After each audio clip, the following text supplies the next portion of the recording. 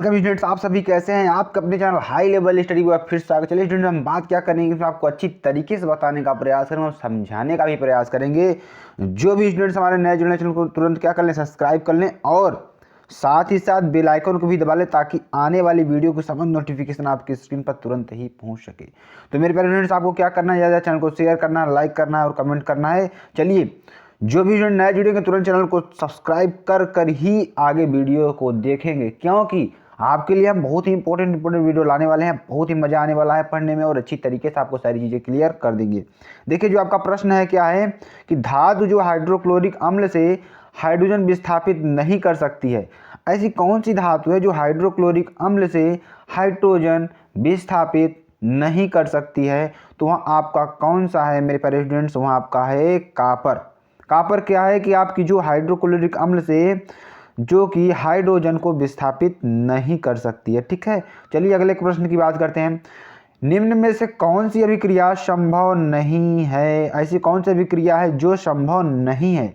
देखिए, हम आपको बताते हैं Cu+2AgNO3 क्रिया करके CuNO3 का होल ट्वाइस +2Ag बनाता है, या CaO+H2 से क्रिया करके Ca+H2O बनाता है, या CuO+H2 से क्रिया करके Cu+H2O बनाता है, या अगर हम बात करें Fe+H2SO4 क्रिया करके FeSO4+H2 बनाता है। तो ये आपका अगर हम बताएं, अगर इसके आंसर की बात करें तो कौन सी अभिक्रिया संभव नहीं है, तो Cu+2AgNO3 क्रिया करके CuNO3 का होल ट्वाइस +2Ag क्रिया संभव नहीं है। ठीक है, चलिए आगे आपको बताते हैं।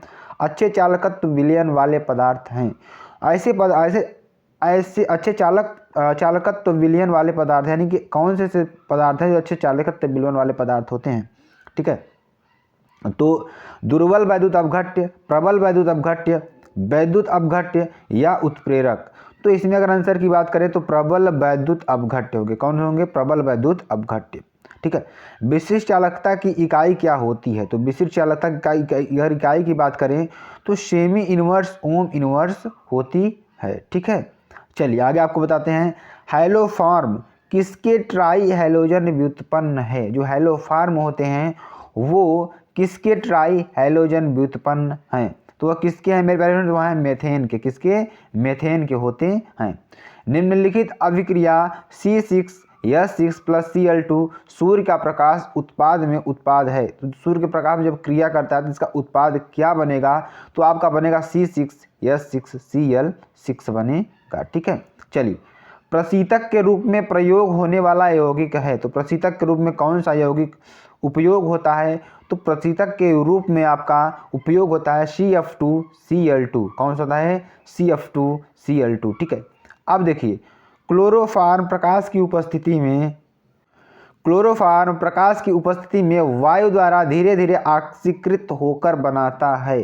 तो जो क्लोरोफॉर्म होता है मेरे प्यारे स्टूडेंट्स, वह यानी कि वायु की उपस्थिति यानी प्रकाश की उपस्थिति में वायु द्वारा धीरे धीरे ऑक्सीकृत होकर जो बनाता है, क्या बनाता है मेरे प्यारे, फास्जीन बनाता है। क्या बनाता है?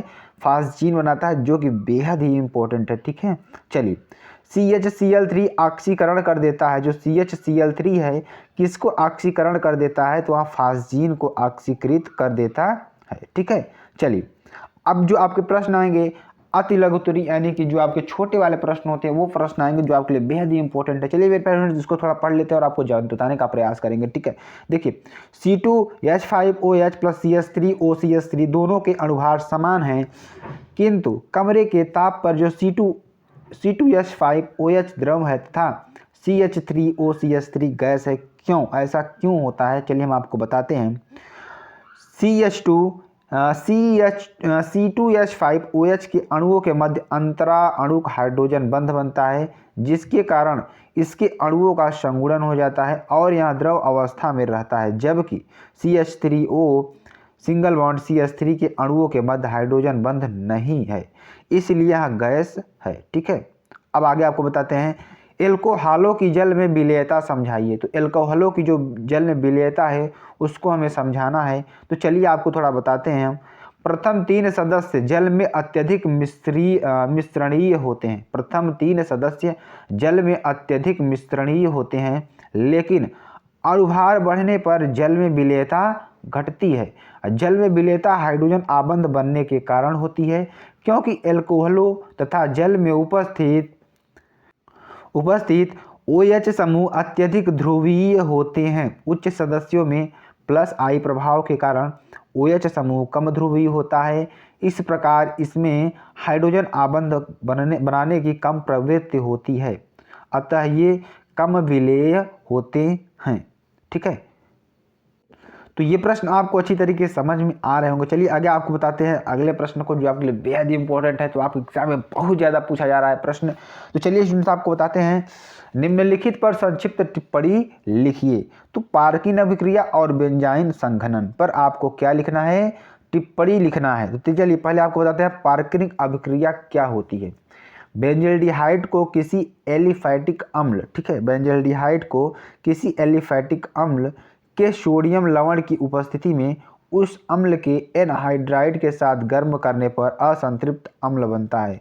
उदाहरण के तौर पर बेंजल्डिहाइड को निर्जल सोडियम एसीटेट की उपस्थिति में एसिटिक एनहाइड्राइड के साथ गर्म करने पर सिनेमिक अम्ल बनता है। ठीक है, तो यहाँ पे C6H5CHO CH3CO का होल ट्वाइस O CH3COONA किया करके क्या बनाता है? C2H5CH डबल बॉन्ड CHCOOH बनता है, सिनेमिक अम्ल बनता है।